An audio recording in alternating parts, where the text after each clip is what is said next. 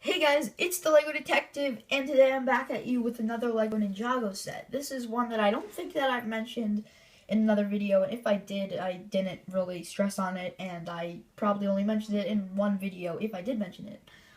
This is the Stone Warrior bike set from the Final Battle era of sets. Basically, this was before rebooted, but in between, or after, sorry, the Rise of the Snakes theme. Basically, what happened is after they had defeated the Great Devourer, they still had the problem of the Overlord, which himself had decided to come, and he ended up tricking Garbodon, possessed Garmadon, and awakened the old ancient stone warriors. So let's take a look at our minifigs. Okay, so our first figure is the ninja of the set. This is Jay. There were only a few sets released, and the only ninja that was repeated in multiple sets was the golden ninja, who I have right here. So I'm just gonna show him. This is basically the most powerful evolution of Lloyd, which in the rebooted line, to avoid being captured by the Overlord, he had to give up his golden power. So Lloyd was only the golden ninja in the show for pretty much like 5 minutes worth of the show. But yeah, so this is Jay, and he has the what I like to call the KK robes, the kimono robes. But back in third or fourth grade, when Ninjago was like the biggest thing, in my school, like even some of the girls would collect it. Not too many of them, but there were a few girls that had Ninjago, and a lot of the boys in my grade and a bit older grades. I was in third grade back then, so they were third grade, fourth grade, and fifth graders, and also some second graders would collect these, and I deemed the robes KK, and it became really popular. I was around the Final Battle era. I was really popular because when I was little, I had actually drawn a picture showing what I wanted, like the best Ninjago figures ever, and I drew like a concept of a silver ninja and a concept of a gold ninja, and we got both of them. We got the gold ninja, and we got Zane, the titanium ninja. But anyway, so I called it the KK for kimono. I don't know why, but I don't know. They had like the ZX, and technically it should be the KX, but KK just sounded so much cooler, and it adapted the name, and that's what everyone called it. So I really like the printing on these guys. Just gonna bring it up because then you can see the brightness of it and the little gold effect. One thing that I don't know why they didn't do is why didn't they give Jay a golden crest? Because it does not fit in with the rest. The rest of the details on this figure are completely. Oh, wait a second. Wait a sec. Oh yeah, they're actually silver. Never mind. They look gold, but actually those details are in fact silver. So never mind. So I'm just going to take off his gigantic jetpack. This jetpack reminds me a lot of Kai from the Rattlecopter set. I've previously reviewed that, and I will be doing, I might be making a Ninjago playlist. I already have a few playlists. I have my Lego playlist, so you should be able to find the Rattlecopter video there. And I also have my Bionicle playlist. So yeah, you can see the back with Jay's emblem, and he is carrying the what is it called? Like the elemental blade of lightning. And this was actually a part that was done well on Lego, since these pieces were bigger. They weren't like unlike the snake stabs and the fang blades. It wasn't just like a tiny little piece that you had to have for it. And the pieces were bigger, and they were much more collectible. So I like that much about it. So yeah, there's just another look at Jay with the big jetpack with the swords. Here's our stone warrior figure. There were a few different classes of stone warriors. There was the stone scout, there was the stone swordsman, and this is the stone warrior.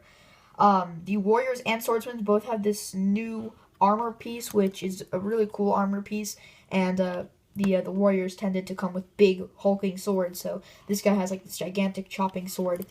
And there were a few new pieces introduced, the first of which was this piece right here, which has some teeth and little side wings molded in. Then we had the Garmadon helmet from Rise of the Snakes, and you just clipped that right on. Let me see if I can get it. There we go. And then you had this new crest piece on the top, which is actually used today. It was used in green on a Mighty Micro set. I'm just going to put it back on. I'll show you what he looks like underneath all of his helmet. Just going to finish the 360 up. Okay, so taking off the helmet, and that piece just popped off. You can see that he's got a pretty tattooed face. I'll bring that in closer, but from what you can see here, it is pretty similar to Darth Maul. I wouldn't be surprised if someone ended up using this as a mock for Darth Maul or a character in Darth Maul's species. The Zabrax, I believe. Here's a look at the printing underneath and the back printing, and the piece just broke off of the set, so I'm just gonna quickly attach that. Here's a better look at the shoulder armor piece, which is a very, very nice looking piece. I love this piece. It's a really cool piece for any sort of like soldier figure. No back face. All of the Stone Warriors had the exact same head, but just in different colors. The Scouts had yellow tattoos, the Swordsmen had blue tattoos, and the Warriors here have the red tattoos, but you can barely see them. Okay, so now we're actually going to look at the set. So here it is. Okay, so here is the Stone Warrior bike in all of its glory.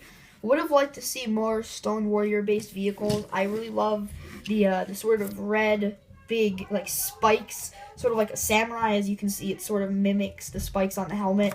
I really love that about the Stone Warriors. They had a lot of red and lime and gray with a lot of rounded and curved off spiky pieces. As you can see, this whole entire build is on an angle and using some Technic pieces as well as actually some angled clips right there. Here, I'll just move this upwards. You can see you actually have to angle a clip, and this big chunk over here just sort of stops this section from moving. As you can see, this whole piece is actually just hinged down, and without this big back piece, this piece could actually fold up completely. You have a bunch of posability. Here, I'm just going to bring this forward. You have these pieces which can move, not too much though, and then you have these and these that can move. This is a function, we'll get into that in a second. Big back wheels are the big power miner wheels, which have all these spikes, and they are plastic, and this is a rubber tread. And back then, the rubber treads were not too good, especially with plastic wheels. Even today, a lot of plastic wheels are not too good. So back then, this was basically the deity or the combination of bad working transportation pieces for Lego, which was rubber treads and plastic wheels. But it works pretty well. I don't know, like, I've heard that they work best on, I heard that the treads work best on flat surfaces, but these work best on carpet, so I'm not really sure. But I don't see anything not really moving. Only thing is sometimes when I pull it back, the tread will sort of, due to its weird shaping, it'll move back. But if I push down on it, it will stay. Most of the time, it won't sort of move when I don't want it. And yeah, these pieces are pretty loose, and I've just knocked over a figure. Hopefully, yeah, okay. I just have a bunch of mocks next to me right now. Not Bionicle mocks, but just actual set mocks. Which once I'm done with my Ninjago and I've done at least a few Beyblades, I'm going to take those mocks and review them. But yeah, I have like 5 mocks. 1, 2, 3, 4. About 7, yeah, 7, no, 8 mocks if you include some Mega Bloks stuff that I have to review. But anyway, we get to the back section, which I'm just going to pull it up so you can see it. We have a rubber band, and you know what that means. There's going to be a play feature, so we'll get to that in a bit. But we have just barely any room to sit the dude. He can't even sit because his butt's sort of like sticking out. I think that they want you to sort of stand him there, but he looks kind of awkward standing there, but you know, yep, he's on there. He's ready. He's ready for battle. And the rubber band, and there's a little joystick right there, but I doubt that anyone actually lines up his hand with that. Basically, we have this rubber band piece, and what this does is it's connected to a Technic piece. Well, this piece pushes forward, which has a Technic piece with a bunch of bushings. This bushing here is actually on an axle, which continues onto this ball piece over here. And basically what this is going to do is this rubber band is going to pop, and it's going to spring forward, because since it's on a different piece, this axle is going to still move the same way, but this one is going to go forward due to this piece being attached. It's kind of hard to explain, but basically it's going to go forward, and it's going to whack into these missiles right here, and it is going to shoot them out. So when I pull this back, as you can see, the missiles are going to drop down here. I'll do that again. So just watch the missiles. they're going to drop down. And these are actually the older style of flick fire missiles, so be careful with them because they will just fall out if you twist the thing upside down. So just be careful with that. But yeah, so I'm just going to sit those there. And I'm going to do this from a few different angles. So the first shot is going to be like this. Just pull it back. As you can see, it's going to drop down. And it fires pretty smoothly. Okay, so now I'm just going to do it from the side. I'm going to find a place to set this here. Set it there. And, oh, wow, that was lucky. Apparently there was a bag, like a plastic bag, behind my dresser. And it actually flew behind my dresser, but then the bag sort of was there, and it created a ramp, and I actually got the missile back. So I'm glad for that. Now I'm actually going to attempt at shooting the camera. So, yeah. Not sure if you saw that, but I'll just do each one of those again.